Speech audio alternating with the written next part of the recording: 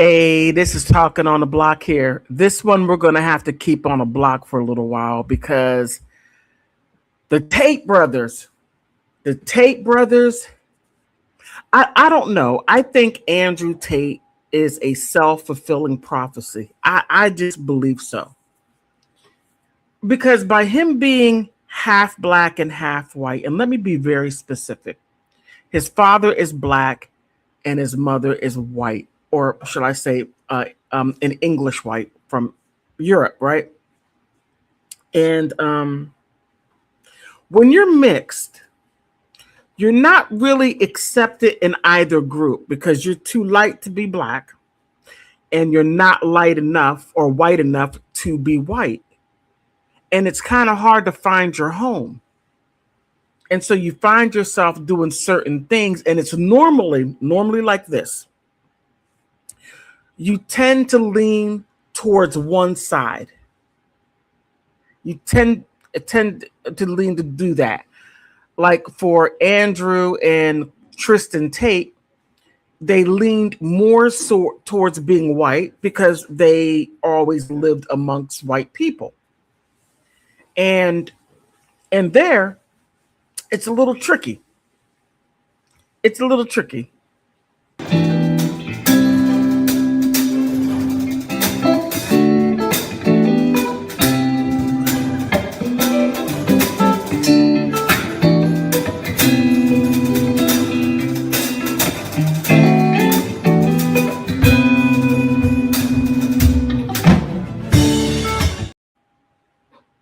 Tricky.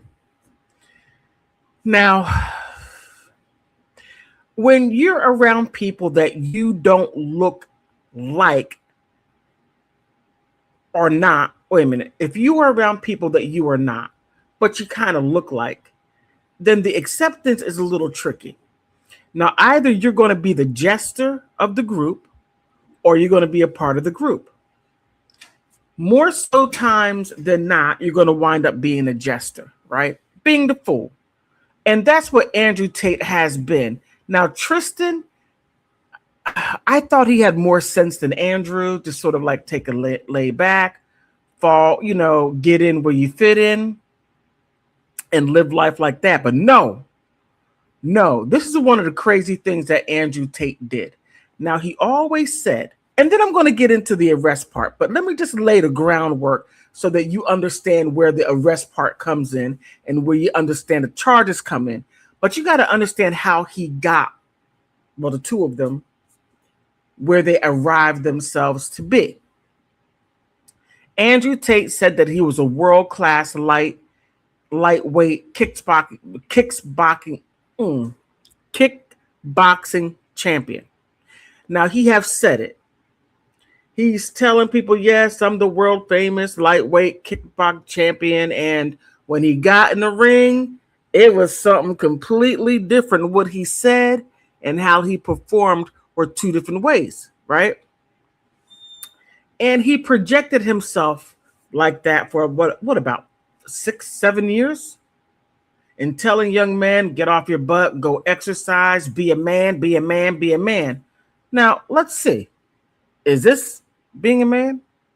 Humanity has just witnessed the biggest and most shameful fraud check in the history of combat sports. Andrew Tate, a man who swore he was a top-level legendary kickboxer, stepped into a fight against a clumsy YouTuber and was shamelessly beaten and humiliated. Yes, this man completely outclassed Andrew Tate with no chance whatsoever. I already made a video on this channel explaining that Andrew's entire career, and the way he talks about it, is nothing but a complete lie.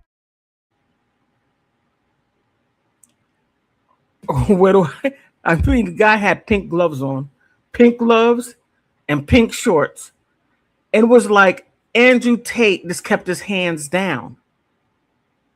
I mean, any person who even fights in the streets keep their hands up. He did none of that. I mean, he gave the guy 50 million ways to bash his face in, and he looked like that he had no training at all. Whomever his coach was is embarrassed. right? But that's a tragic mulatto. The tragic mulatto does things like this, and it's like a self-hatred, self-loathing. And when you look at him, he's like, "Oh, I'm a big boastful guy. Boast, boast, boast. Name drop, boast, boast, boast." But then he gets a slobber knocker beat out of him. Yeah, okay. But it doesn't stop there. It truly doesn't. I wish it did, but it doesn't. Let me see. Did I key all that up? Okay. Now, let me share something with you. Because there's more to it. Way more to it. And let's get an understanding of where it comes from. Now, if you remember the movie, okay, wait a minute. If you remember the movie Imitation of Life, right? Okay, where is it at? Okay, here it is. If you remember the movie Imitation of Life, fair use, please do not, just for entertainment and educational purposes only, to hone in on the concept of the tragic mulatto, right? Now here, this movie was done in 1959, and it shows how the black mother, the white father wasn't there, but the black mother, the black mother basically had to hold everything down, and the black mother was always in the background. And the white child, or the white passing child, is around other white people to blend in and to give the appearance that the white child, or the white appearing child, is a part of the family. So let's take a quick look at this. Oh no. Get past this. But you've always had that. Yes, by telephone, by postcard, by magazine interviews. You've given me everything. But yourself. Now that's a black mother right in the back. Right there, the black mother right there in the background. That's the daughter. I'm white. White. White! Look, screaming white, white, white. And the mother's black. Now she gives the appearance of being white, and you really can't see much black in any black features. Well, that's because the woman right there is a Caucasian woman, but still, you get what's being said. Now listen.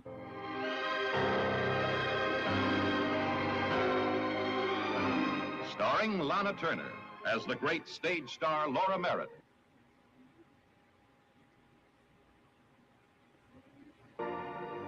Robert Alden. If the Dramatist Club wants to eat and sleep with you, you eat and sleep with them. It's disgusting. It pays off. Her daughter, Sandra Dee, Susan Kohner, who was born to be hurt. I don't want to have to come through back doors, or feel lower than other people, or apologize for my mother's color. Don't say she can't help her color. But I can. See? Juanita Moore, hers was the shame. You see? I can help. My mother can't help her color, but I can. Now, just imagine the Tate Brothers. The Tate Brothers. They can't help their father's color, but they can help their color. They can get in. They can be amongst white people, and at the same time down black people. Now, Andrew Tate has said some disparaging things about black people. He has. And the thing is that Andrew Tate is going to get zero, and when I say zero, I mean zero help from the black community because he always turned his back on the black community, always. And now that he's finding himself in this situation, he's calling on President Trump. He's calling on other people because he thought that he was cool with them. Nah, you were just a jester. That's all you were. And you played your part. Yes, you were able to do some things to a certain extent. Now, what they're charged with, they can't get away with that. They can't. Because you have to have the complexion for the protection of the collection, and they don't have it. They don't. And let me show you something else. Let me get rid of this right here. Wait a minute.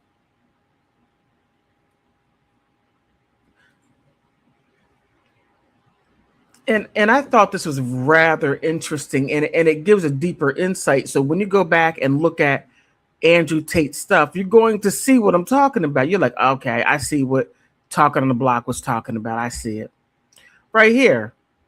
A tragic mulatto is a mixed race character, but not only a character, but an actual person in real life, because this comes from real life, right? Usually black and white, written as a trapped person between two worlds, pushed towards a tragedy by racism. It is a intro to contemporary literature. Okay, let's get past that. But to get into what they're talking about here, this is where race and ethnicity matter in the literature lens. A tragic mulatto figure often reveals how the characteristics are being judged by appearance, how belonging to a policed,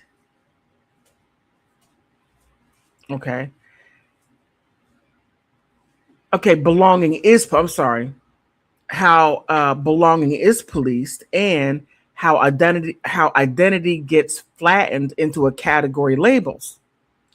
The trope can also expose the limit of binary thinking.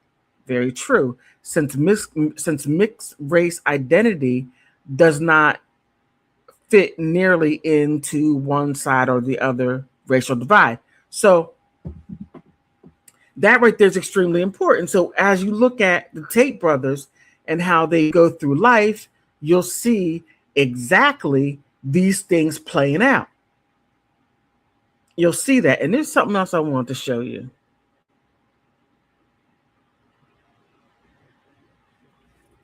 Okay, if you're analyzing a short story, novel, play, this trope gives you a lens for a character study, symbolism, and historical context all at once.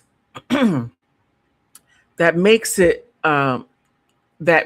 useful for a closed reader because you can pinpoint a dialogue, narration, and a conflict that shows how race shapes a character's choice in treatment.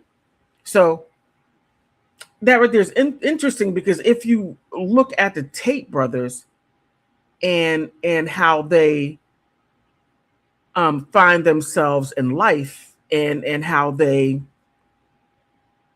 find themselves in these situations. Now, if you go back to when, and I thought this was interesting, you had Sneeko. Sneeko was such a fanboy of Andrew Tate. Sneeko, Andrew Tate, Nick Fuentes, and was Ben Shapiro. Okay. All four of these guys are not white. They're not white, and they're trying to find a way to put themselves within the white community to be accepted by the community. And when Sneeko, and also Fit from Fresh and Fit, he's from Barbados, real dark-skinned guy. He was there to balance things out, I guess. Now, when they played Kanye's song, the Hitler song, Andrew threw Sneeko under the bus. And it wasn't Sneeko that was the one that said to play it. It was a Fresh from Fresh and Fit, CEO Fresh from Barbados. He was the one that said it. And next thing you know, Andrew Tate goes on live stream and throws him under the bus and all this other stuff. And Sneeko is mixed race because he's Japanese and Haitian. So he's like, wait a minute, I follow you. I'm a fanboy. And this is what you're doing. You're lying on me. And really try to destroy him. And you look at and it's Andrew Tate is the court's jester. He's a jester. And he's going to do any and everything to keep on being that jester. All the other guys backed away. And sort of, I think the one who told more of it, surprisingly enough, was Nick Fuentes. He's Latino. He's Mexican. He's next to the KKK as far as I'm concerned. And now he finds himself, and him and Ben Shapiro find themselves being kicked out of being called white. But the Latinos or the Hispanics lost that right back in the 1970s. I find that quite interesting. So Andrew Tate threw him under the bus. Threw him under the bus. But let's continue on. I got to show you one more thing until I get to, because this stuff gets real, really messy.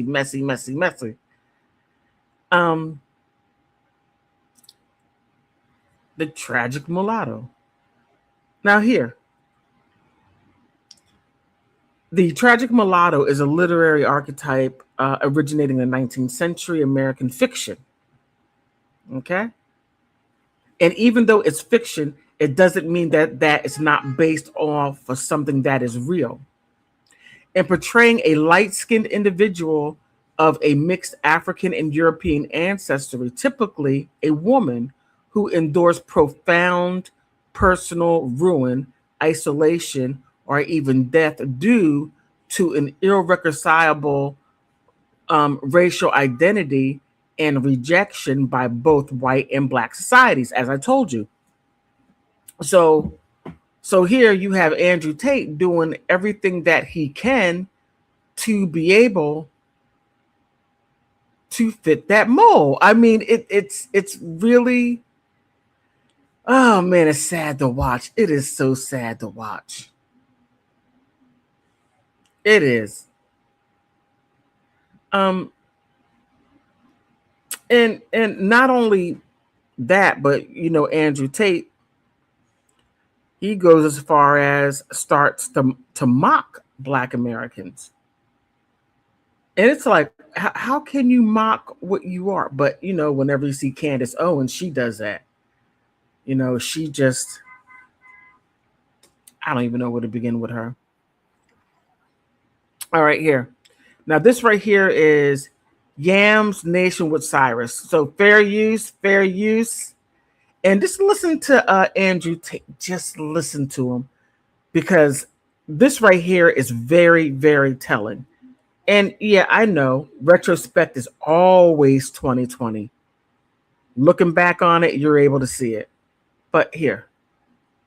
9 a.m. Stole anything yet? It's funny. Makes me happy. Now, why would that make him happy? Andrew Tate often tries to pass casual. Somebody called Andrew Tate the N-word, right? And then say you people are, always stealing. He said, oh, that makes me happy. Like I said, the court's jester. He is the court's fool. He's the fool for, white society. But let's go on. Racism as humor, using jokes to disguise his prejudice. He describes a moment that he claims that someone using the N-word makes him happy. But what this really shows is how normalized racial disrespect has become in the minds of people like him. Why would that make him happy? Because he is a lost young man with daddy issues. And Tragic mulatto, tragic mulatto. That's all it is. just like a lot of people, racism makes them feel good about themselves. He's laughing to fit in with the same people who would call him the N-word behind his back.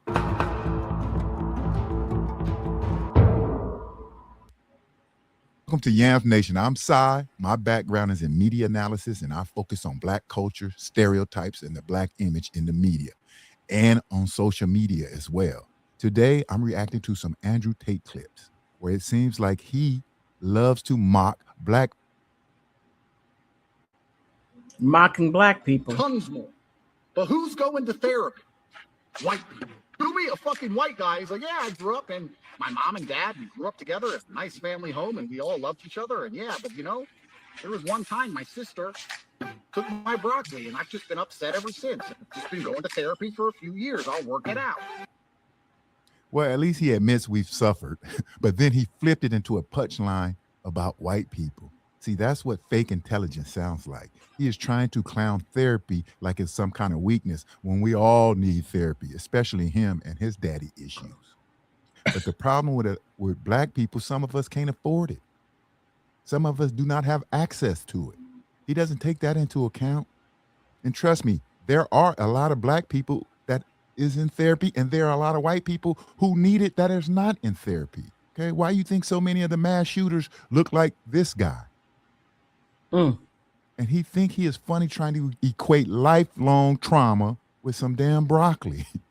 But in reality, there are many white people with problems more than just broccoli. But he doesn't know that because he's media dumb. And he likes to go by his stereotypical guidelines set up by his bosses. Listen to this next clip of what he say about Black people. I'm going to say something racist. In 1960, two very brave men went to the bottom of the ocean in a craft called the Trieste. What's so crazy is when they got to the bottom, their window cracked. And instead of immediately trying to return to the surface, they thought, well, we're here now. And they stayed 20 minutes down there with a cracked window to confirm there was life at the bottom of the ocean. I watched the whole thing, and at the end, I just thought, Black people can't even fucking put batteries in a fucking smoke alarm. Need I go further? Need I go further? He has that tragic mulatto stuff going on. And Andrew Tate,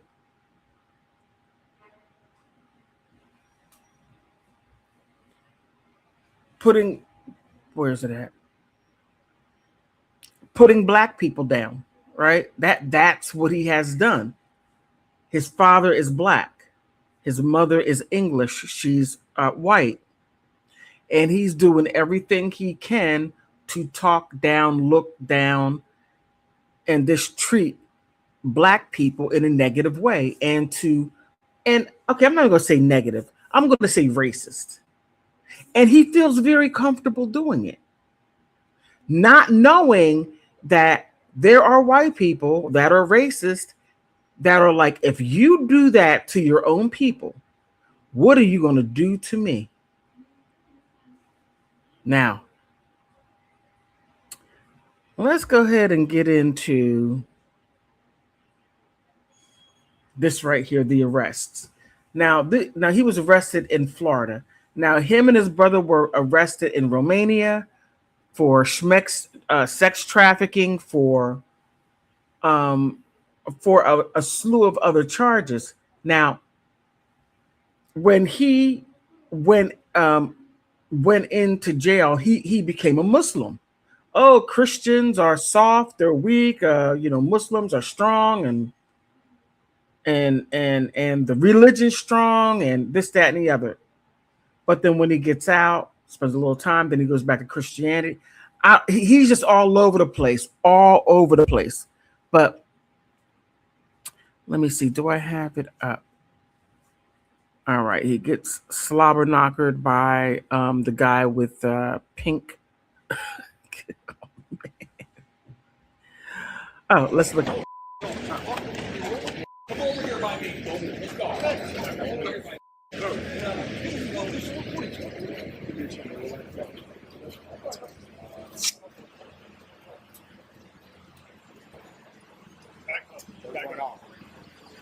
Back up.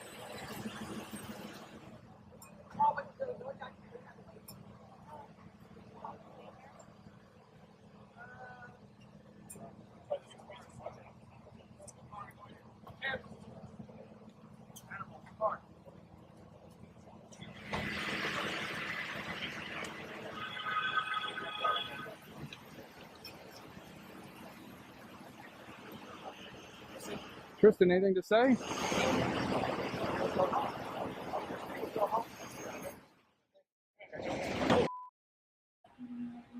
Okay, so you see him get arrested. You see that, and I gotta say he looks really surprised.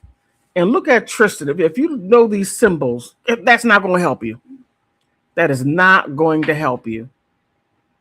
Now, Andrew was out there saying certain things that he had really no business saying because he's too busy trying to get, likes and like other content creators are either being very like that one content creator, I can't remember his name, but he's out there being provocative and getting in black people's face, saying the N-word and just trying to get some type of reaction to get it on film and then say, oh my God, look how violent black people are, but not paying attention to the fact that he manipulated the situation to make black people act in that manner so that they could document it and say these people are violent and they need to be in jail.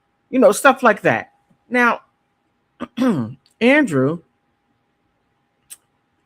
oh my goodness, Andrew is doing the same thing, but I'm trying to find the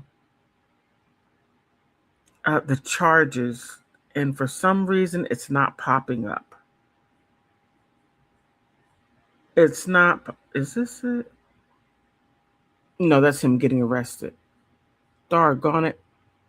It didn't come out. Okay, so let me sidestep for a little second. Now, before Andrew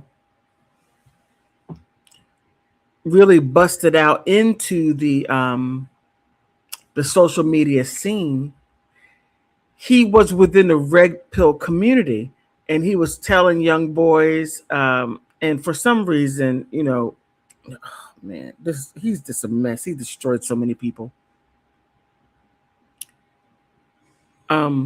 Telling them to go out, go exercise. Oh man, you're fat, go lose weight. A girl doesn't even want to sleep with you, and it's all about the physical. He's not saying anything about get your mind right. If you're lacking here, go to school, upgrade yourself. He's not even saying any of those things. It's all about simply getting laid. That is it. And when you have young guys that haven't found a way to find their niche to where they can, find the clothes that looks right on them, the haircut, how smooth they can be, how they can talk to women, and to be able to feel comfortable with their own skin. But when you have people like Andrew Tate, who has to pay women, and that is something that people are not paying attention to. He has to pay women. Let me fly you out.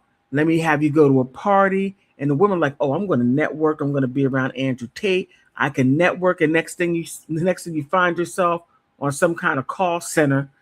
I'm not laughing about that. No, but it's just, that's what he does. And now he's grape juicing women. And apparently he don't have any verbal game, to even have women to want to submit themselves to him themselves without him forcing them to. But here, listen for yourself. Fair use. I kind of accidentally got thrown into this whole red pill girl pickup space, and I don't really think I'm there so much. I really try and focus on masculine excellence, because a lot of the dudes in that space are trying to compensate massively. Like, there's only so much game you can learn if you're clearly a fucking dork, right? Yeah, right. When a nerd comes to me and goes, I'm a total nerd, I want to learn game. I'm like, bro, you need to learn more than game. Because you look like a bitch. My girlfriend will beat the fuck out of you. How do you help that guy?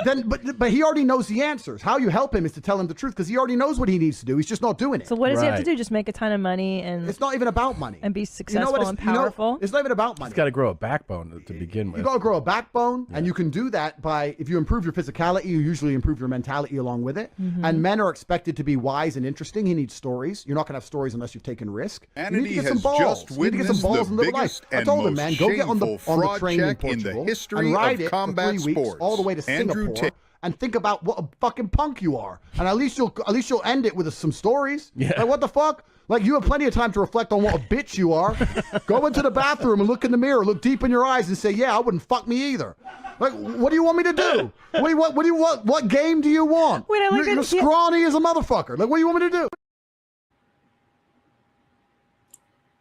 Okay, let's go back to this right here.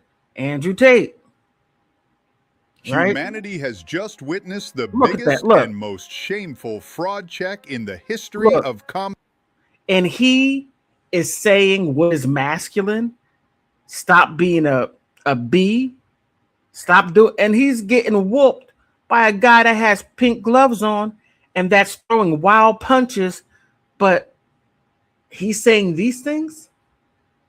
I mean, you know, it is a complete mess. It is a complete mess, and how he even got this far. And even Sneeko came out and said, you know, I believed the hype, I believed it, and it was a big lie. And Sneeko took a serious hit because he changed his content for Andrew. And he became something that he wasn't. I mean, even though he was a jerk, I'm not saying he wasn't a jerk. He was a jerk beforehand. But however, that happens. So with Andrew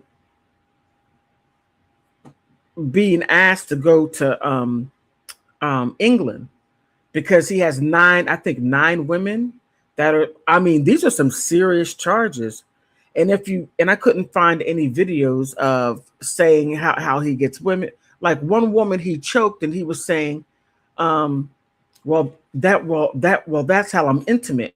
Now I put my hands around your throat and I just squeeze. Stop being a baby. Stop being a baby. And it's like, wait a minute. Wait. Is that how you get from point A to point B sexually? That you got to put your hands around a woman's throat to squeeze so that you can get gratification? Man, that's some sick stuff, and your butt belongs in jail. Look, Andrew, your butt belongs in jail. Doing stuff like that, putting your hands around a woman's neck and squeezing until, and then she said that her eyes turned red. I mean, yeah, you better call the police on him and press charges doing stuff like that. I mean, what type of wild stuff are you into to where you do stuff in that manner to have control over women by strangling them so that you can, release yourself? That's some wild stuff.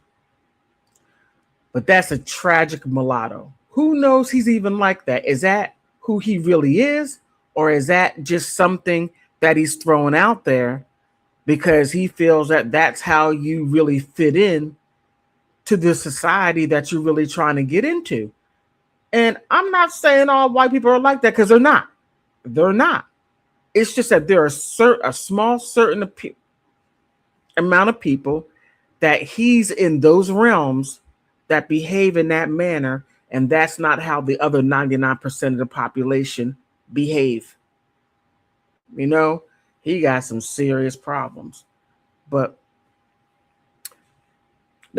what are your thoughts? I mean, do you think he's really out of control, or he's so far gone into his delusions that he actually belongs with the people that he's trying to get with? Just a question. Just a question. So please like and subscribe. And I most definitely want to thank you